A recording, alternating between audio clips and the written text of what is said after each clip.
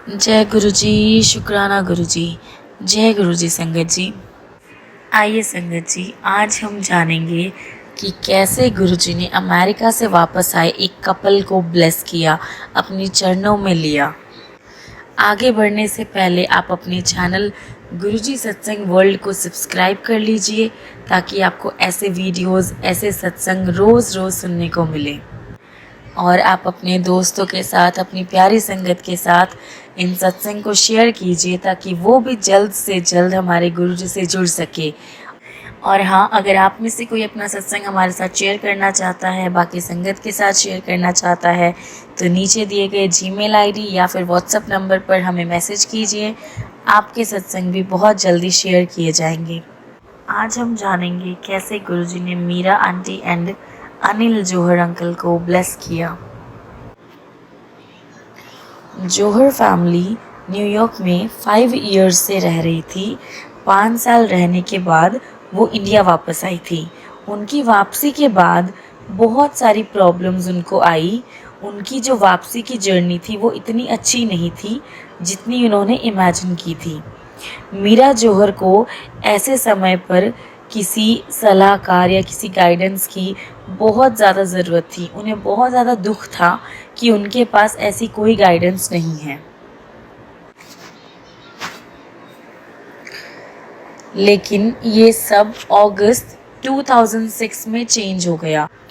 उनके नेबर में एक भाटिया फैमिली रहती थी जो उन्हें बार बार गुरुजी से मिलने के लिए कहती थी। अनिल अंकल काफ़ी ज़्यादा सोच में पड़ गए थे कि वो क्या करे, उन्हें कुछ समझ नहीं आ रहा था। फिर एक शाम को उन्होंने डिसाइड किया कि वह गुरुजी के पास जाएंगे।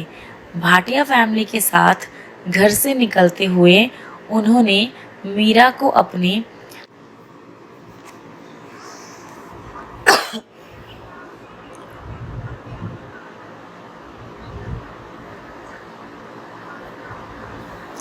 मीरा को अपने 8 वर्ष के जुड़वा बच्चों की चिंता थी क्योंकि वह उनको अकेले छोड़कर जा रहे थे। भाटिया फैमिली के कहने पर उनकी जो चिंता थी वह ख़त्म हो गई थी क्योंकि उन्होंने कहा कि आप टेंशन ना लें, यहाँ पे कोई दिक्कत नहीं है। मीरा के मधुमेह के रोग से भाटिया परिवार अनजान था। मीरा आंटी को डायबिटीज़ थी, इसके बारे में भाटिया फैमिली को नहीं पता था। उन्होंने कहा था कि वहाँ पर चाय या लंगर जो भी प्रसाद मिले उसको ले लेना, अगर उसको नहीं लोगे तो वो बहुत ही गलत हो जाएगा। इस प्रकार मन में कुछ चीज़ें सोचकर जो ये दोनों कपल थे वो एम्पायर स्टेट में गुरुजी की संगत में पहुँचे। मीरा ने चाय प्रसाद और फिर लंगर जिसमें लड्डू भी था वो भी लिया। पवित्र भोजन के पश्चात उसके पेट में दर्द होने लगा। उसने यह अगले 1 घंटे तक सहा। जब उनकी आज्ञा लेने का समय आया तो गुरुजी बोले, आया करो, ऐश करो। एम्पायर स्टेट के बाहर आकर भाटिया फैमिली ने उनको बताया कि वह काफ़ी ज़्यादा लकी है, काफ़ी ज़्यादा भाग्यशाली है। गुरुजी ने उनको पहले दर्शन पर ही उनसे बात करी। मीरा आंटी को यह बात कुछ ज़्यादा पसंद नहीं आई और वो अपने पेट में हो रहे दर्द के बारे में सोच रही थी कि कब उनका दर्द जो है ठीक होगा, कब वह फ्री फील करेगी। वो रात भर सो नहीं पाई और उसके मन में यही विचार आते रहे, यही विचार घूमता रहा कि क्या वह वास्तव में किसी ऐसी जगह पर गई थी जहाँ पर सब कुछ सही हो जाता है। उसके बाद सुबह उठकर जब उसने अपनी शुगर की जो क्वांटिटी थी, मतलब शुगर का जो नंबर था वो चेक किया तो वो सिर्फ 100 था। वह काफ़ी ज़्यादा शॉक्ड हो गई और वो यह सोच रही थी कि ऐसा नहीं हो सकता। घर पे तो एक रोटी भी खाने के बाद उसका जो शुगर लेवल है वो हाई चला जाता है और कल उसने इतना कुछ खाया फिर भी उसका जो शुगर लेवल था वो 100 था।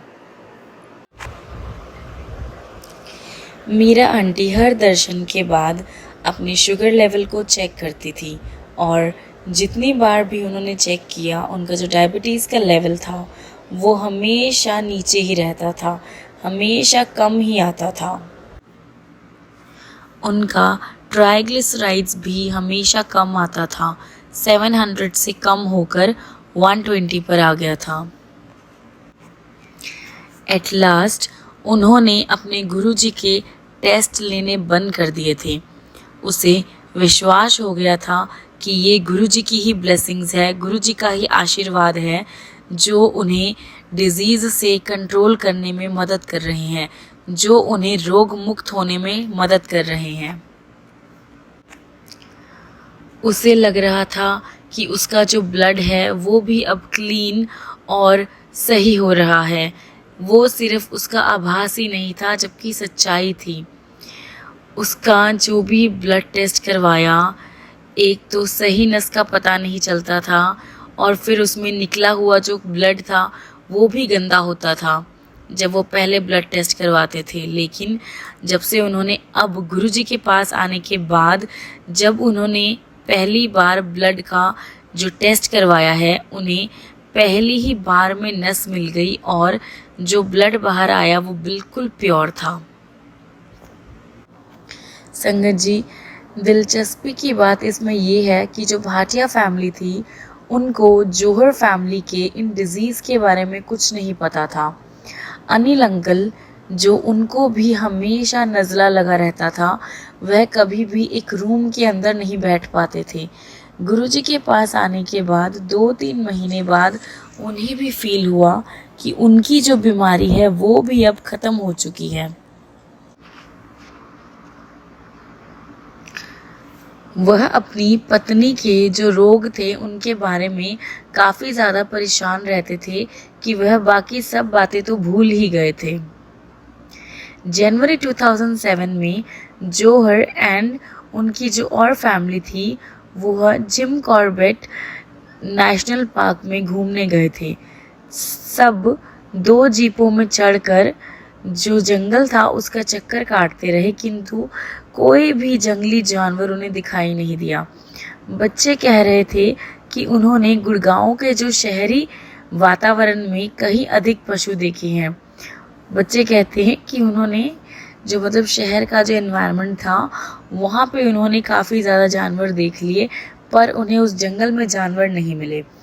थक कर वह अपने रहने वाले स्थान पर चले गए जहाँ पर वो रुके हुए थे। उसने बताया, उसके बाद वह एक किसी वर्कर के पास गए और उसने उन्हें बताया कि वह काफ़ी ज़्यादा लकी है कि उन्होंने कुछ नहीं देखा। उनकी गाड़ी के टायर में एक लंबी कील घुसने के कारण वह बिल्कुल चपटा हो गया था।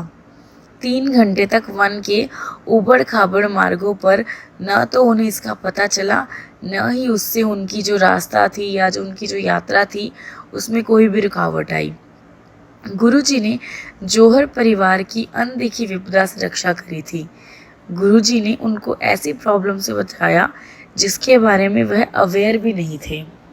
जय गुरुजी, शुक्राना गुरुजी, जय गुरुजी। संगत जी, आज हम जानेंगे कि कैसे गुरुजी ने अपने एक प्यारी संगत को बताया कि how he is the creator of life and death. कैसे गुरुजी डिसाइड करते हैं किसी की लाइफ और किसी की डेथ को, किसी के जीवन और किसी के मृत्यु को। जय गुरुजी। आगे बढ़ने से पहले आप अपने चैनल गुरुजी सत्संग वर्ल्ड को सब्सक्राइब कर लीजिए ताकि आपको ऐसे वीडियोस, ऐसे सत्संग रोज़ सुनने को मिले। और हमारे वीडियोस को लाइक करते रहिए और इन्हें अपने और भी संगत के साथ और भी ग्रुप्स में शेयर कीजिए ताकि वो भी हमारे गुरुजी से जुड़ सके और उनकी ब्लेसिंग्स ले सके। और हाँ, आप में से कोई संगत अपना सत्संग शेयर करना चाहती है हमारे साथ, हमारी और भी संगत के साथ, तो नीचे दिए गए नंबर पर या फिर जीमेल आईडी पर हमें मैसेज कर सकते हैं। आपके सत्संग भी बहुत जल्दी शेयर किए जाएंगे। जय गुरुजी, शुक्राना गुरुजी। आज हम नरेंद्र ढंड अंकल की जर्नी सुनेंगे। गुरुजी के साथ कैसी रही, कैसे गुरुजी ने उनको ब्लेस किया और कैसे गुरुजी ने अपना हर एक रूप उनको दिखाया। जय गुरुजी। नरेंद्र अंकल अहमदाबाद में जनरल इलेक्ट्रिक्स में काम करते थे, तो उनकी फैमिली में एक बहुत ही अजीब सी प्रॉब्लम आ पड़ी। उनकी वाइफ की जो बॉडी थी, जो शरीर था, उसमें एक कोई नेगेटिव आत्मा ने एंटर कर लिया था। अगर हम सरल भाषा में कहें तो दुष्ट आत्मा ने प्रवेश कर लिया था। नरेंद्र अंकल की माताश्री पटियाला में न्यू ईयर के दिन गुरुजी से मिलने गई और उनका एक स्वरूप घर वापस लेकर आई। अंकल के परिवार ने पंचकुला में गुरुजी से मिलना चाहा, लेकिन वो पॉसिबल नहीं हुआ। वो मनसा देवी चले गए थे। औरतों को सरलता से या बहुत इजीली हर एक बात पर विश्वास कर लेना या किसी भी इंसान पे विश्वास कर लेने पर नरेंद्र अंकल ने उनकी माँ पर एक ताना कसा। उन्होंने कहा, हर ईंट के पीछे 2 गुरु मिल जाएंगे। फाइनली उनको शिवरात्रि के अवसर पर गुरुजी के दर्शन का सौभाग्य मिला। नरेंद्र अंकल ने उनके काफ़ी सारे सत्संग सुने और गुरुजी को ये भी कहते हुए सुना कि जो भी मेरे पास श्रद्धा से आया है वह उनके घर ज़रूर जाएंगे। अगले दिन सुबह 4:30 बजे ये जो गुरुजी के वचन थे, जो गुरुजी के वाक्य थे, वो सही सिद्ध हुए जब उन्होंने देखा कि उनके रूम का जो गेट है वो खुला है और वहाँ पर उन्होंने गुरुजी की छाया देखी। गुरुजी ने घर पर आने के अपने कुछ प्रमाण भी छोड़े थे। घर की सफाई करते वक्त नरेंद्र अंकल और उनकी वाइफ ने देखा उनको कुछ सोने के तार मिले, बिल्कुल पतले पतले तार उनको गिरे हुए मिले। उनको ये तो नहीं पता था कि ये है क्या, पर संगत जी अगले 20 दिन तक वो ये तारे उठाते ही रहे। ये वही तारे थी संगत जी जो गुरु जी के कपड़ों में उनको सजाने के लिए जो बैल बूटों में लगते हैं, ये वही तारे थी। उसके बाद नरेंद्र अंकल ने गुरुजी से मिलने का डिसाइड किया और एक सैटरडे को वो उनसे मिलने चंडीगढ़ गए। उन्होंने गुरुजी से अपनी वाइफ के बारे में जो भी प्रॉब्लम्स थी वो सारी गुरुजी को बताई, तो गुरुजी ने कहा कि उनको आशीर्वाद मिल गया है। नरेंद्र अंकल थोड़े से निराश हो गए क्योंकि वो सोच रहे थे कि गुरुजी ने उनसे उनकी प्रॉब्लम ना सुनी, ना पूछी या फिर पूरी तरह से उसके बारे में कोई डिस्कशन नहीं किया। संगत जी उस समय तक नरेंद्र अंकल जो है उनके वचनों से या उनकी कही बातों से या उनमें कितनी शक्ति है उस चीज़ से अनजान थे। उन्हें नहीं पता था कि गुरुजी ने कह दिया तो हो गया। उसके बाद नरेंद्र अंकल जहाँ पे गुरुजी का जन्म हुआ था, डुगरी स्थान, वहाँ पर गए और वहाँ से वो मेमोरी के लिए एक ईंट ले आए। गुरुजी के घर जो था वहाँ से एक ईंट ले आए और उस ईंट को उन्होंने धोकर अपने पूजा स्थान पर रख दिया। उसी रात को उन्हें एक ड्रीम आया।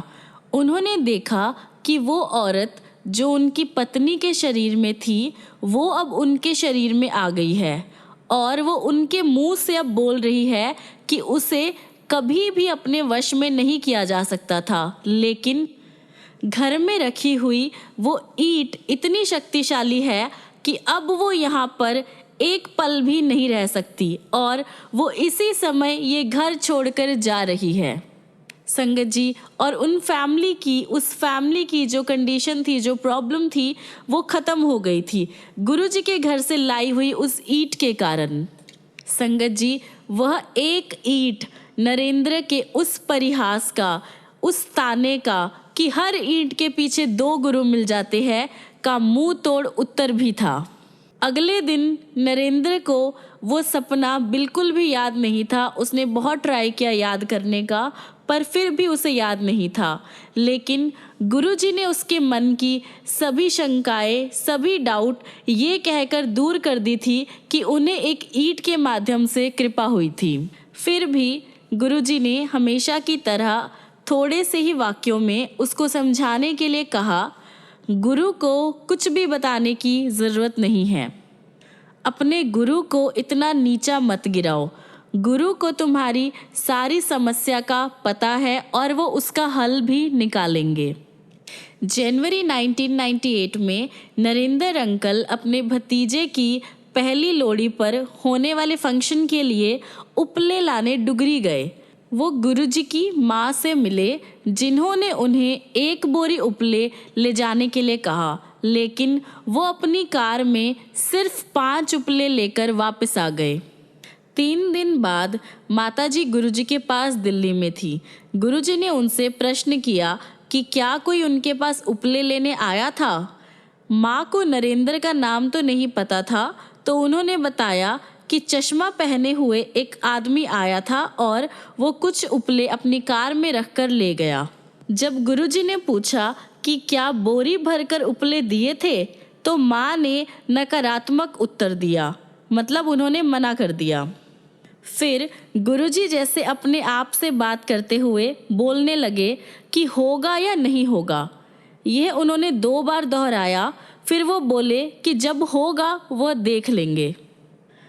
और बहुत जल्द नरेंद्र की जो वाइफ थी वो प्रेग्नेंट हो गई और उसके 8वें महीने में नरेंद्र ने अपने छोटे बच्चे को लपेटने के लिए गुरुजी से उनके कपड़े मांगे, पर गुरुजी ने मना कर दिया। सर्जरी के थ्रू नरेंद्र की वाइफ ने छोटी सी कन्या को जन्म दिया। जन्म के अगले दिन ही उसके फेफड़ों में इन्फेक्शन हो गया। नरेंद्र ने जब गुरुजी को बताया तो उन्होंने कहा कि सब ठीक हो जाएगा, किंतु तीसरे दिन उस छोटे से बेबी की डेथ हो गई। नरेंद्र की वाइफ के जो टांके थे उनमें पस भर गया। 21 दिनों में वह पस एक थैली के रूप में बदल गया। नरेंद्र की वाइफ काफ़ी ज़्यादा परेशान थी। उसने गुरुजी के चित्र के सामने गुरुजी को बहुत भला बुरा कहा। उसने कहा कि वो अपना बच्चा तो पहले ही खो चुकी है और अब उसे ये समस्या भी हो गई है। उस रात को उसे अपना जवाब मिल गया। गुरुजी ने उसे ड्रीम में दर्शन देकर 21 दिन तक एक आरती करने को कहा। उन्होंने एक उपाय भी बताया। फिर उन्होंने कहा कि उसके पेट में वो थैली जन्म दिवस के 42 दिन बाद ख़त्म हो जाएगी। और जैसा गुरुजी ने कहा उसने वैसा ही किया। उसने वह आरती 21 दिन तक करी और सरप्राइजिंगली उसके बाद उनको आरती की एक लाइन तक नहीं याद रही। और जैसे जैसे टाइम पास आया उनके टांकों के पास एक छोटा सा छेद हो गया जिसमें से पूरा पस अपने आप बहकर निकल गया। लेकिन नरेंद्र अंकल का दुख अभी तक बना हुआ था। एक दिन वो अपने घर में दिया जलाते हुए रोने लगे। उस रात को गुरुजी ने नरेंद्र अंकल को ड्रीम में दर्शन दिए।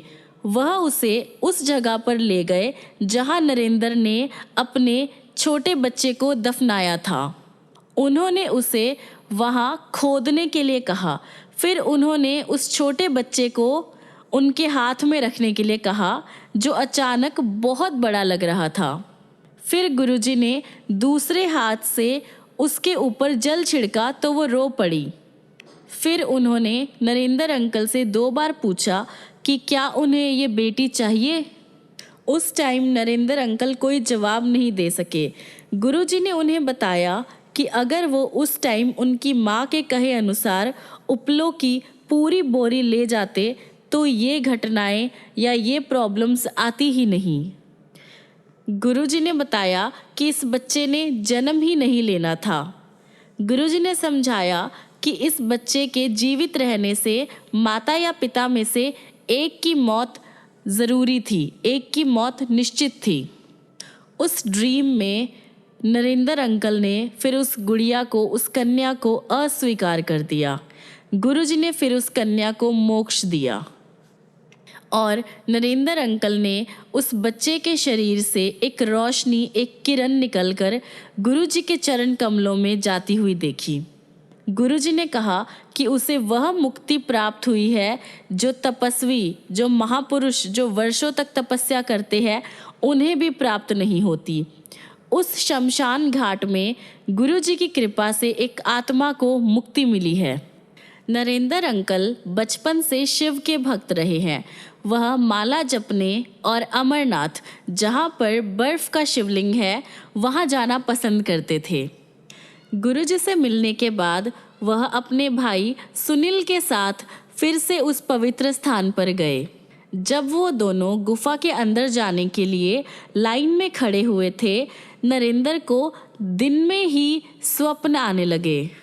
गुरुजी की संगत का पूरा दृश्य उनकी आंखों के सामने से होता हुआ गुजर गया। चाय प्रसाद आए हुए भक्तों में बांटा जाता, हॉल में गूंजती हुई शब्द कीर्तन की मधुर वाणी और पेट भरकर लंगर, भक्तों द्वारा सुनाए गए सत्संग, जिनमें वह अपने निजी जीवन में होते हुए चमत्कार बताते थे। देर शाम को पंजाबी गाने, पुराने गाने और गज़लों वाला वातावरण हो जाता था। ये सब कुछ याद करते हुए नरेंद्र अंकल के मन में एक सवाल आया कि गुरुजी कौन हैं। उसके मन में ये सवाल आने की देर थी कि शिवलिंग से उसके ऊपर की दिशा में किरणें निकली और वह उसके ऊपर 1 फुट के सर्कल में फैल गई। उसमें नरेंद्र अंकल को शिव के दर्शन हुए, जिन्होंने गुरुजी की छवि बना ली और फिर से शिव की आकृति में आ गए। नरेंद्र के कान में एक ध्वनि गूंजी, मैं शिव हूँ, मैं सब कुछ हूँ। पूरी गुफा में गुरुजी की गूंज फैल गई, जिसका आनंद नरेंद्र के छोटे भाई सुनील ने भी उठाया। उसी दिन लुधियाना वाले घर में उनकी पत्नी को एक दर्शन आया, एक ड्रीम आया। उसने गुरुजी को हाथ में त्रिशूल लिए नंदी पर बैठे हुए देखा। केवल 3 महीने तक गुरुजी के पास जाने के बाद ही गुरुजी ने अपनी संगत को अपने असली रूप से परिचित करा दिया था, शिव रूप से। गुरुजी ने एक और अवसर पर अपना परिचय दिया। नरेंद्र अंकल अपने परिवार के साथ समराला के पास शिवलिंग के दर्शन करने गए थे। नरेंद्र अंकल की वाइफ ने उन्हें सोमवार को वहां दूध और भी सामग्री ले जाकर वहां पूजा करने के लिए कहा था। नरेंद्र अंकल ने मना करते हुए कहा कि गुरुजी ही शिव और शिवलिंग है। उसी रात को नरेंद्र अंकल की पत्नी ने एक ड्रीम देखा। वो एम्पायर स्टेट में गुरुजी के पास बैठी थी। उसने गुरुजी को एक पत्र दिया। वो एकदम से उठे और अंदर चले गए और अपना एक स्वरूप लेकर आए। वह स्वरूप बहुत ही ज़्यादा सुंदर था, लेकिन उस पर से गुरुजी एकदम से गायब हो गए और उस पर ओम की आकृति बन गई। फिर उसमें से एक शिवलिंग निकला। उसने गुरुजी से इस बारे में प्रश्न किया तो गुरुजी ने स्वरूप को फिर से देखने के लिए कहा। उसने देखा कि शिवलिंग में गुरुजी विराजमान हैं। उसे अभी भी कुछ समझ नहीं आ रहा था और जब उसने गुरुजी से फिर से पूछा तो वो बोले कि उनके पास आने के बाद उसे कहीं भी जाने की ज़रूरत नहीं है। गुरुजी ने उसे बताया कि उनके पास आने के बाद कहीं और जाना ही नहीं चाहिए, क्योंकि वो ही रब है। संगत जी, आगे जो अंकल जी के साथ हुआ वो सुनकर ही आपके दिल की धड़कनें रुक जाएगी। एक बार गुरुजी लेटकर पाठ कर रहे थे और सब संगत उनको घेर कर उनकी सेवा में लगन थी। एक संगत जो उनके कमल चरण बहुत देर से दबा रहा था थक गया और उसने अपना जो काम था वो नरेंद्र अंकल को सौंप दिया। नरेंद्र अंकल बहुत ज़्यादा खुश होकर गुरुजी के पैर दबाने लगे। उन्होंने गुरुजी के पैरों को हाथ ही लगाया था कि उन्हें अपना परिचय देने के लिए कहा गया। उन्होंने अपना नाम बताया तो गुरुजी ने जोर लगाकर पैर दबाने को कहा।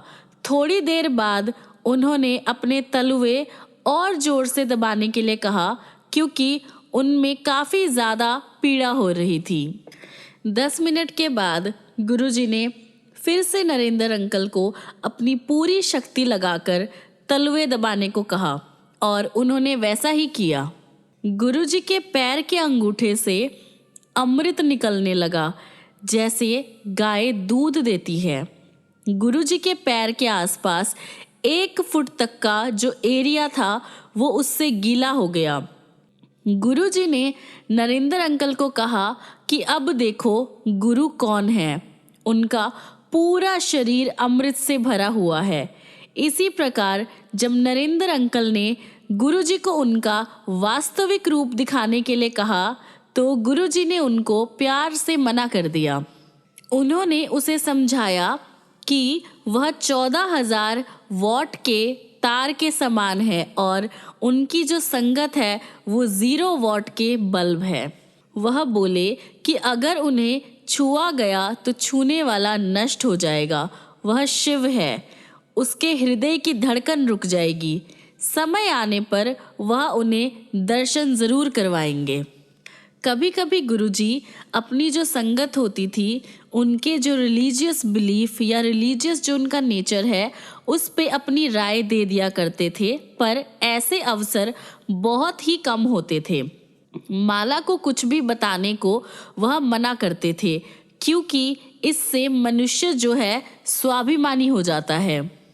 परंतु नरेंद्र अंकल जो है इस रिचुअल को अपने बचपन से करते आ रहे थे। एक दिन जब वह ऐसा अपने घर के पूजा रूम में कर रहे थे, वह समाधि में चले गए और बड़े मंदिर पहुंच गए। वहां पर वह हॉल में बैठे हुए थे और माला उनके सामने रखी हुई थी। गुरुजी अपने आसन पर बैठे थे और शिव मूर्ति के स्थान पर स्वयं शिव मानव रूप ग्रहण करके विराजमान थे।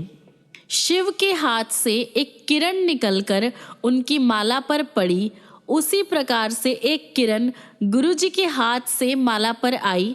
जैसे ही दोनों किरणें माला पर पड़ी, वह टूट गई। उसी टाइम नरेंद्र को चेतना आई और उन्होंने देखा कि उनकी माला तो वास्तव रूप में टूट गई है।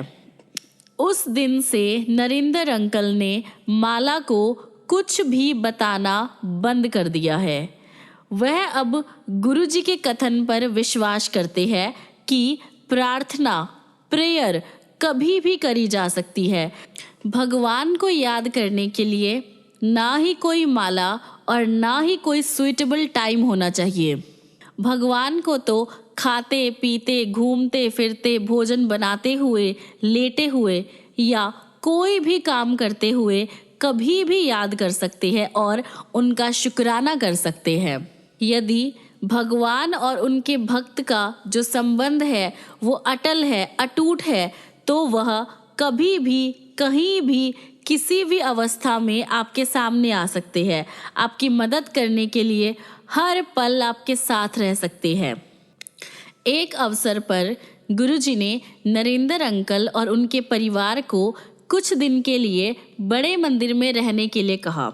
वहाँ रहते हुए एक दिन नरेंद्र अंकल और एक और संगत हॉल में रखी हुई शिव प्रतिमा को साफ कर रहे थे। अचानक से नरेंद्र अंकल ने उस मूर्ति के चरणों से अमृत निकलते हुए देखा। उन्होंने उसे कपड़े से साफ किया, पर वह जगह फिर से गीली हो गई। नरेंद्र अंकल के साथ जो एक और संगत थे, उन्होंने कहा कि ऐसा तो पॉसिबल नहीं है। उन्होंने कहा कि नरेंद्र अंकल ने उस जगह को अच्छे से साफ नहीं किया होगा। जब उन्होंने खुद से उसे साफ करने का ट्राई किया तो फिर से वो जगह गीली हो गई और वहाँ से अमृत निकलने लगा। यह देखकर वो भी सरप्राइज हो गया। नरेंद्र अंकल पहली बार बड़े मंदिर में दिसंबर 1998 में गए थे। गुरुजी ने स्वयं उन्हें और उनके काफ़ी संगत को उसका भ्रमण करा के दर्शन कराए थे। अचानक से सारी संगत ने देखा कि आधा लिंग गीला है और वह सोच रहे थे कि ये कैसे पॉसिबल हो सकता है। उनकी ऐसा सोचते ही गुरुजी तुरंत बोले कि उस पर अमृत वर्षा हो रही है। उन्होंने भविष्यवाणी करी कि एक दिन गंगा नदी खुद आकर इस लिंग को दूध से स्नान कराएगी। यह लिंग भारत के 12 ज्योतिर्लिंगों से भी प्रमुख होगा और जिनकी अभिलाषाएं कहीं और पूरी नहीं हो सकेगी, वो सब यहाँ पर होगी। गुरुजी के इस कथन के एक हफ्ते के बाद एक और संगत को गुरुजी ने ड्रीम में दिखाया, जो कि श्री सिंगला अंकल थे। उन्होंने ड्रीम में देखा कि गंगा इस लिंग को अपने जल से स्नान करा रही है। 2006 में नरेंद्र अंकल का परिवार मथुरा जाने के लिए प्लान कर रहा था, मथुरा जाना चाहता था, लेकिन किसी वजह से उनकी जो योजना है वो सफल नहीं हो पा रही थी। अप्रैल 2006 तक ऐसा ही चलता रहा। इसी समय जो नरेंद्र अंकल की फैमिली थी वो बैसाखी के अवसर पर बड़े मंदिर आई। गुरुजी ने नरेंद्र अंकल की पत्नी को ड्रीम में दर्शन दिए और उसको अपने कमल चरण दबाने के लिए कहा। उनके पैर दबाते हुए गुरुजी के चरणों में से एक कृष्ण की मूर्ति प्रकट हुई। उन्होंने उसे वह उनके पेट पर रखने के लिए कहा। जब उसने ऐसा किया तो वह पेट के अंदर जाकर अंतर्ध्यान हो गई। फिर गुरुजी अपने कक्ष में गए और नरेंद्र अंकल की पत्नी ने देखा कि वह एक मंदिर में परिवर्तित हो गया है। वहाँ पर राधा कृष्ण का एक बहुत बड़ा स्वरूप था। वह भक्त जो वृंदावन जाकर कृष्ण की प्रतिमा देखना चाह रही थी, उन्होंने यह देखकर गुरुजी से इस सारी चीज़ों का जवाब मांगा। गुरुजी ने प्रश्न में उत्तर दिया कि क्या उसे दर्शन हुए? वृंदावन जाने की कोई आवश्यकता नहीं है, सब कुछ इधर ही है। नरेंद्र अंकल एक और अन्य घटना का वर्णन करते हैं, एक और अन्य घटना के बारे में बताते हैं जिसमें गुरुजी ने अपनी वास्तविकता प्रकट करी थी। एक ड्रीम में नरेंद्र अंकल को एक हॉल में ले जाया जाता है। गुरुजी उन्हें बुलाकर 3 बार उनके कान खींचते हैं और माथे के बीच वाले स्थान को 3 बार छूकर कहते हैं, कल्याण हो गया। कुछ दिन के बाद नरेंद्र अंकल ने देखा कि गुरुजी के लॉकेट पर, जिसे वह सदा पहने रहते हैं, ओम और शेषनाग की छवि आ रही है। यह अभी भी नरेंद्र अंकल के लॉकेट पर देखी जा सकती है। नरेंद्र अंकल ने इसका उल्लेख गुरुजी से किया तो वह बोले कि केवल भगवान ही यह कर सकते हैं, कोई और अपने को ईश्वर कह सकता है, वो ही परमात्मा है और रियलिटी में विधाता वही है। उनका जो रूप है वह रहस्यात्मक और आश्चर्यजनक है। नरेंद्र अंकल उनसे उनकी जूतियां प्राप्त करने की घटना का उल्लेख करते हुए कहते हैं कि वह 3 आकार की है, 6, 7 और 8, और गुरुजी उन तीनों को पहना करते थे। कई और संगत ने भी गुरुजी के अलग अलग रूप देखे हैं। ऐसा केवल वो ही कर सकता है जिसने भौतिक पर विजय प्राप्त कर ली हो, जो माया से ऊपर हो, प्रकृति जिसके चरणों में निवास करती हो, जो उसका स्वामी हो, जो शिव हो, जिसका कोई आदि मध्य या अंत नहीं है, जिसने काल से पहले जन्म लिया हो और जिसने गुरुजी के रूप में मानव जाति का कल्याण करने के लिए अवतार लिया हो। वह प्रेम सहित अपने भक्तों का संरक्षण करते हैं, उन्हें कभी भी अयोग्य होने का आभास नहीं होने देते, सदा अपने अंदर छुपी हुई दिव्यता को खोजने की प्रेरणा देते हैं। संगत जी, नरेंद्र अंकल जी बताते हैं कि ये तो उनकी जर्नी के कुछ बहुत ही छोटे छोटे से हिस्से हैं। उन्होंने और भी बहुत कुछ गुरुजी से सीखा है और बहुत कुछ गुरुजी ने उनको दिखाया है, दिया है, उनकी पूरी लाइफ को ब्लेस किया है। संगत जी, उनके और भी कुछ हिस्से, कुछ सत्संग हम अपने अगली वीडियोस में शेयर करेंगे। संगत जी, हम अपने आज के सत्संग को यहीं पर विराम देते हैं और कोई भी भूल चूक हो तो गुरुजी से क्षमा मांगते हैं और खत्म करने से पहले गुरुजी का मंत्र जाप करते हैं। ओम नमः शिवाय, शिवजी सदा सहाय। ओम नमः शिवाय, गुरुजी सदा सहाय। ओम नमः शिवाय, शिवजी सदा सहाय। ओम नमः शिवाय, गुरुजी सदा सहाय। ओम नमः शिवाय, शिवजी सदा सहाय। ओम नमः शिवाय, गुरुजी सदा सहाय। ओम नमः शिवाय, शिवजी सदा सहाय। ओम नमः शिवाय। गुरुजी सदा सहाय। जय गुरुजी। शुक्राना गुरुजी। जय गुरुजी संगत जी। मिलते हैं अगली वीडियो में अगले और भी ऐसे चमत्कार, ऐसे दिल दहलाने वाले गुरुजी के प्यारे प्यारे सत्संग, प्यारी प्यारी ब्लेसिंग्स लेकर। तब तक के लिए गुरुजी आपकी लाइफ को खुशियों से भरे, आपको ब्लेसिंग्स दे, आपको प्यार दे, आपकी प्रॉब्लम्स को सॉल्व करे और आप भी गुरुजी को दिल से प्यार करिए संगत जी। मांगिए नहीं, उनको मान के देखिए। जय गुरुजी। शुक्राना गुरुजी। जय गुरुजी संगत जी।